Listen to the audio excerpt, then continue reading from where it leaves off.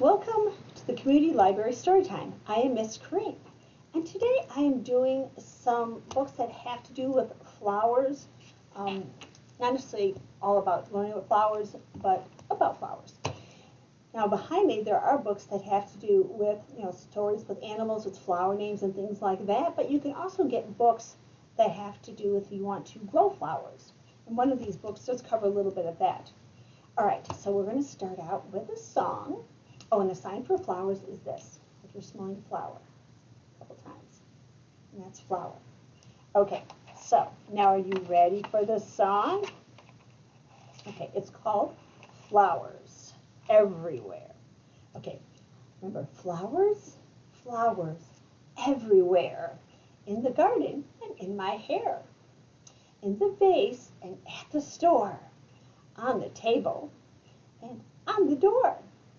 What a lovely time of year. Flowers blooming and bringing cheer. All right, so my first book is going to be Bloom. And this is by Deborah Deason and pictured by Mary Lundquist. So this covers a little bit about growing flowers. There's Mom and her daughter. Do you remember when we planted those flower bulbs together?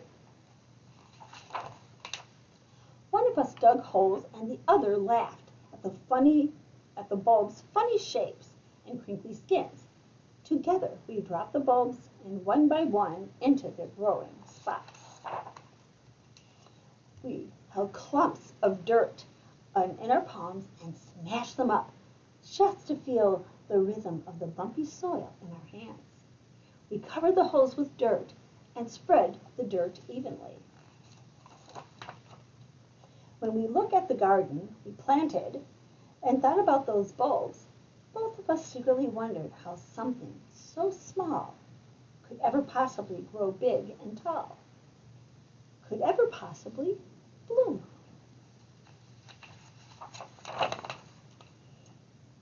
In all the times that passed since then, the doors we've walked through, the celebrations,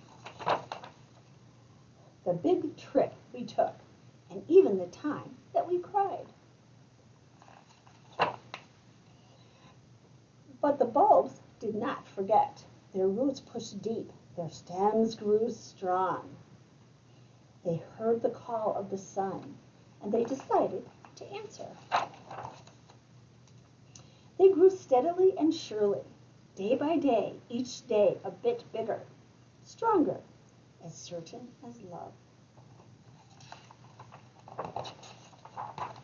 And now, from those tiny little bulbs, the ones that we planted together so long ago, just look at what has grown. Just like the little girl has grown. All right, so my next book is called Huck Runs Amok. See? He is a goat, and goats can eat pretty much anything. But this one happens to love flowers. Here's a mountain goat by the name of Huck. Do you like his trendy beard? There's the beard. Like most goats, Huck will eat most things. Cardboard boxes, woolly gloves, and bird's nests. But cardboard boxes taste like boring afternoons. Woolly gloves get stuck between your teeth. And bird's nests make Huck sneeze. What he really loves to eat are flowers, flowers, flowers. Huck dreams of mountain meadows full of flowers and mouthful of petals melting on his tongue. The problem is, other goats like to eat flowers too, and there aren't any left. Except for over there. Look at those flowers. Huck's looking at them. And, uh-oh, he's not going to try that impossible climb, is he? He is! He can't resist. He scrambles on the tips of his super grip toes. He clambers with his knees, his tails, and his nose. He's up on the rock without hesitation. He's a climbing, clopping, cliff-hopping, climbing sensation.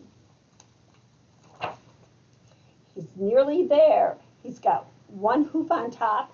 His teeth are a whisker away. But oh no, we've lost him. Where's Huck? He's tumbling and bouncing and sliding and rolling all the way to the village of North Polka Dots. See, the building has polka dots. Across the main street he comes and, oh no, he's going to land in Mrs. Tuppleton's pond and sink without a trace. Splash down.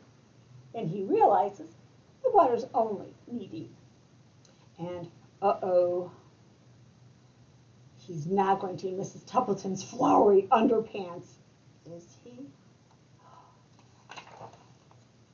He is. He can't resist.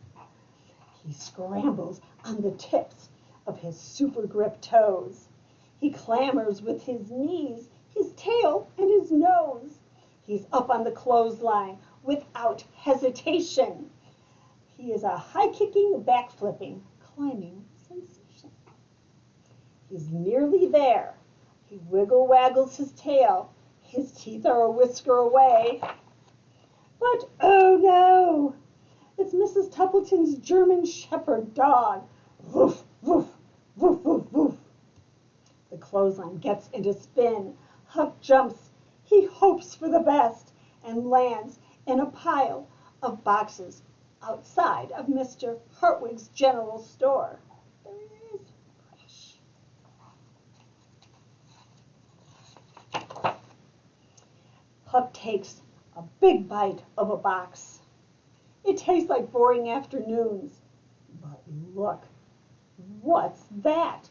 Uh-oh, Mr. Watson has bought some flowers for his wife. Huck's not going to try and snatch them, is he? He is! He can't resist. He scrambles on the tips of his super grip toes. He clambers with his knees, his tail, and his nose. He's up on the bridge without hesitation. There he is. He's a clickety-clackety climbing sensation. His super grip toes, he reaches down. His teeth are a whisker away. But, oh no, a train! He gives Huck such a shock that he tumbles onto a boy on a bicycle. Right there. He hopes he's got the flowers between his teeth. But Huck is disappointed. He's got something else. Okay. It's like ribbons or something. Now what is this? It's Melissa Spooner's wedding. Everyone is ready for the family photograph. But what does Huck spot? The flowers on Mrs. Spooner's head. Uh-oh, he's not going to climb that hedge and eat them, is he? He is! He can't resist. He scrambles to the tips of his super grip toes. He clambers with his knees, his tails, and his nose. He's up on the hedge without hesitation. He's a sneezing, wheezing, climbing sensation. The photographer's ready. Everyone is smiling. Huck's teeth are a whisker away. But, oh no! A gust of wind has lifted Miss Spooner's hat into the air. My best hat, she cries, as it lands atop the church spire. If only someone were brave enough to fetch it. But Huck isn't listening. Those flowers look tasty, and he can't resist. He scrambles on the tips of his super grip toes. He clambers with his knees, his tail, and his nose. He's up on the church spire without hesitation. He's a lurching, perching, climbing sensation. Will he make it all the way? It's harder than he thought. The spire has slippery sides. Huck glances down. All around, people are peering up at him. There's Mrs. Templeton and Mr. Hartwig. There's the Watson family and the Spooners. Everyone is urging Huck on, even the German Shepherd dog. He's going to rescue the hat. That's one big heart and one little goat. Woof, woof, woof. The people seem so proud of him. Mrs. Spooner looks so pleased. Huck's teeth are a whisker away and, oh no, what are they going to think if he eats that hat? But he doesn't. A cheer goes up. Huck turns around. The hat is in his mouth. Huck gives the hat back to Mrs. Spooner without even a nibble at the flowers. She is so delighted. She invites Huck to the wedding party on the village green. It's a perfect occasion. Birds are singing. Butterflies are fluttering. And a 5-tier wedding cake sits on a flowery tabletop. Uh-oh. And Mrs. Spooner says to Huck, you can eat just whatever you like. So he does. Look, he grabs the tablecloth, makes everything fall. All right, well, thank you for joining me today for our story time. Again, remember to go and check out your local library for some great books. Thank you for joining me today. Bye-bye.